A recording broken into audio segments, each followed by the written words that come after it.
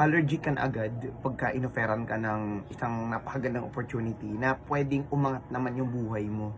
Allergic ka sa word na networking or network marketing. Ang katotohanan guys, hindi naman masama ang network marketing or networking eh. Minsan nagdudungisan lang yung pangalan ng networking, hindi dahil sa yung mismong negosyo, kundi dahil dun sa taong nasa negosyo. Kunwari, okay naman yung negosyo, tumatakbo naman ng maayos, maganda naman ang product, maganda naman ang service, maganda ang compensation plan, kumbaga pantay-pantay. Pero dahil may isang member ng network marketing na yon na nanlalamang at gumagawa ng napaka-unethical para mas mapabilis daw siya, para syempre sa sariling kapakanan, nakahagawa siya ng mga desisyon at mga bagay na hindi dapat at hindi angkop. So kapag yung tao na naniwala sa taong yon na gumagawa ng mga hindi magagandang bagay, natuklasan niya or nalaman niya na parang niloko lang siya or hindi siya nagsasabi ng totoo dahil nga nag-reinvent nga, di ba? Ang mangyayari, sasabihin niyang scam. At pag sinabi niyang scam, hindi lang siya nagtutukoy dun sa taong loko sa kanya. Kasama na yung industriya, kahit hindi mo naman dapat sisihin yung industriyang yun. Dahil ang nagkamali naman yung tao eh, hindi yung industry ng network marketing. Kaya siguro yun yung alamat kung bakit maraming tao ang nagne-negative sa network marketing. Hindi dahil sa industry ng network marketing, kundi dun sa mga tao na nag-apply ng mga unethical moves at mga techniques kamo na mas mapabilis sila, pero ang totoo, nanlalamang sila ng kapwa. Kaya gusto ko sanang ikalat nyo itong video, alam nyo, to give awareness sa lahat. Na pag may nakita kayong isang tao or kaibigan nyo na in-offer kayo ng network marketing or networking, na hindi mo dapat isipin na iskamin ka or lulukohin ka. Unang-una sa lahat, dahil kaibigan mo yon, pagkatiwalaan mo. O kaya, kung kapatid mo yon, pagkatiwalaan mo. Kung anak mo yon, pagkatiwalaan mo. Or kahit stranger yon na in-approach ka, pero credible naman siya, pagkatiwalaan mo, wala namang mawawala eh. Ang importante, sumusubok ka, natuparin yung pangarap mo. And for me, one of the best way para makuha mo yung pangarap mo ng mas mabilis at sa ethical na paraan ay sumali ka sa isang ethical, legal, at trending na network marketing sa panahon ngayon. Kasi itong mga taong to, kaya yan sila sumali, kaya ako sumali sa network marketing.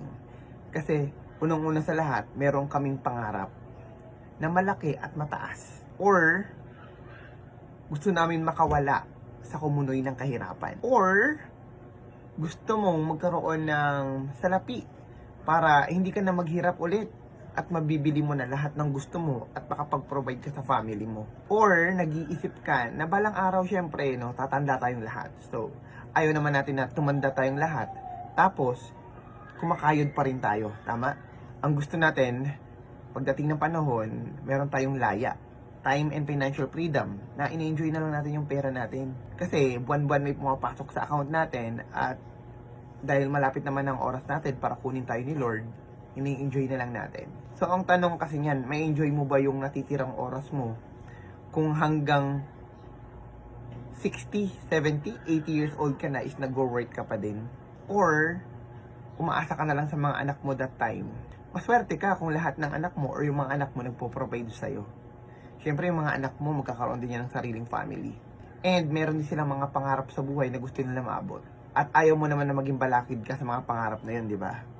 So ngayon pa lang, you need to work out your dreams para balang araw, hindi ka mahihirapan sa buhay mo at hindi rin mahihirapan yung mga taong mahal mo sa buhay mo. And another reason kung bakit ako nag-network marketing, kasi gusto ko yung community. Positive people with a positive mindset. And of course, nakakahawa kasi yun. Kung sino yung lagi mong kasama, nagiging ganun ka. Kung lagi mong kasama lasinggero, malamang lasinggero ka din. Kung lagi mong kasama mga chismosa, malamang chismosa ka rin. Pero kung ang lagi mong kasama is mga open-minded, business-minded, motivated, inspirational, and mga positive people na iisa lang ang layunin nyo na magkaroon ng magandang community na nagtutulungan para sa mga kanya-kanyang pangarap nyo sa buhay. Kaya hindi malayo na makuha niyo yung mga dreams mo. Kasi pag once nasa community ka, na katulad ng network marketing na may tamang grupo, natututo ka ng mga bagay na hindi mo naman natututunan sa labas. Natututo ka at napapakinggan mo yung mga salita na dati hindi mo naman napapakinggan sa chismosa mong kapitbahay, di ba? In short, dito sa network marketing, hindi lang naman pera-pera dito. Dito, we build relationship with the right people. And of course, nakafocus din po tayo dito sa pag-develop ng sarili natin. Importante na nagde-develop tayo ng sarili natin to be a better person. Kasi hanggat hindi ka better person na may tamang skills, tamang mindset, at to become successful, hindi ka rin magiging successful. So, kailangan unahin mo yung sarili mo, alamin mo yung mga bagay na magpapaunlad sa'yo, and tama dapat ang attitude mo towards success.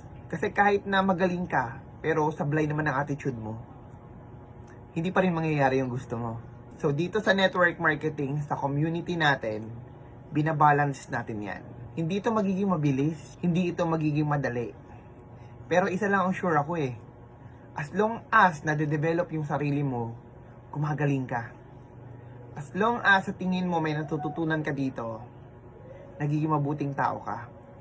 At kapag ikaw ay magiging magaling at alam mo naman yung mga bagay-bagay at pasikot-sikot sa ganitong negosyo, and kapag ikaw ay may tama ng attitude, syempre paniniwala kay Lord, nabibigyan ka niya ng masaganang buhay, sabayan mo lang ng gawa, hindi malayong makakamit mo yung dreams mo kahit ano pa yan. So I'm Coach Demi, part of a trending online marketing or network marketing business. Sa ngayon, 2024, live good. Ang nagsasabi sa inyong hindi masama ang network marketing, depende po yan sa tao na sasalihan ninyo. Na ang network marketing nagbibuild ng entrepreneur, ng tamang tao na willing to take risk para makuha yung mga pangarap niya. Sabi ko nga, win-win situation Hindi ka man maging successful ngayon sa network marketing, pero lahat ng matututunan mo dito, maa-apply mo sa mga bagay na para sa'yo talaga. At pag yun ay na-apply mo, magpapasalamat ka. Bakit? Magpapasalamat ka dahil ni minsan sa buhay mo, naging part ka ng isang network marketing. Isang network marketing na maraming tao ang negative, pero ang totoo, ang dami nang nabago ang buhay. The reason why maraming hindi nagiging successful, kasi unang-una sa lahat, hindi sila naniniwala sa sarili nila na karapat-dapat sila maging successful. And umaasa sila na quick sim, yung mabilisan, pero ang totoo, hindi po ganun yun. Lahat ng mga nagkakaresulta sa ganitong industry, pinaghihirapan po. It takes time and effort for you to become successful, kahit hindi sa larangan ng network marketing, sa lahat ng bagay. You want to become a better athlete, everyday ka dapat nag-e-ensayo. Kailangan mong gumastos sa tamang diet mo. And of course, correct mindset din para manalo ka. So, madali ba yon? Manny Pacquiao, it takes years of trainings para maging magaling siya. So, masyado na mahaba tong video na to, no? Ang gusto ko lang naman sabihin sa inyo is, huwag niyong pandirihan or layuan ng mga taong nag-o-offer sa inyo ng network marketing or networking. Ito pa yung mga taong dapat mong samahan. Kasi ito yung mga taong masisipag, ito yung taong masisigasig, ito yung mga taong katulad mo na may pangarap din. Kung hindi ka magjo-join at hindi ka naniniwala, isa lang pinagkaiba ninyo, siya ginagawa niya ng paraan yung dreams niya. Wala akong sinabi na yung ginagawa mo ngayon is hindi nakakaangat ng buhay. Ikaw ang makakasagot niyan. Yung ginagawa mo ba ngayon, kaya niyang masagot yung pangangailangan mo? O pwedeng kaya niya masagot yung mga needs mo, pero yung mga wants mo and yung dreams mo, kaya ba punan ng kung ano man yung ginagawa mo ngayon? Kung hindi, marami naman option, pero binibigyan ka lang namin ng another option na kung saan hindi lang naman pera-pera ang makukuha mo rito. Sabi ko kanina, self-development, gagaling ka dito, mabibuild yung tunay na ikaw at magugulat ka marami kang matutuklasan sa sarili mo na dati hindi mo naman akalain na magagawa mo or magaling ka pala sa ganun. That's why I'm offering you this business, network marketing, networking, na sumali kayo sa ganitong klase ng industry. And of course, sa Live Good sumali ka kasi ito na yung pinaka-the best na pwede naming may offer sa'yo sa panahon ngayon. innovative na siya na network marketing na mas pinagaan, mas pinadali, mas masaya siyang dalhin. So, if you want to know more, no, ginawa ko tong video hindi actually na mag-offer sa inyo ng aking negosyo, no? Pero kung gusto mo na ikaw ay simulan mo na, no, ang pag-develop ng sarili mo and matupad yung mga pangarap mo ng paunti-unti, ang importante, sigurado ka, message mo ako ASAP kasi pwede kita i-guide. Ito ay para lang sa mga tao na willing. Kasi kung hindi ka willing, hindi ka po para dito. Hindi ka willing mag-take risk, hindi ka willing mag-render ng time and effort mo, hindi ka talaga para dito. So kapag may message ka, i-chat mo ako, then check ko po kung pasado ho kayo. And kapag hindi po kayo pasado sa interview natin or sa chat natin, po pwede pong hindi kayo sumali.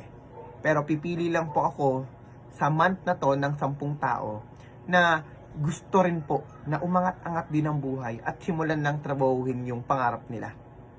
Okay, I'm Coach Demi and don't forget to like this video and share nyo po yung video na to para maging aware po ang maraming tao about syempre kung gaano kaganda ang industry ng network marketing.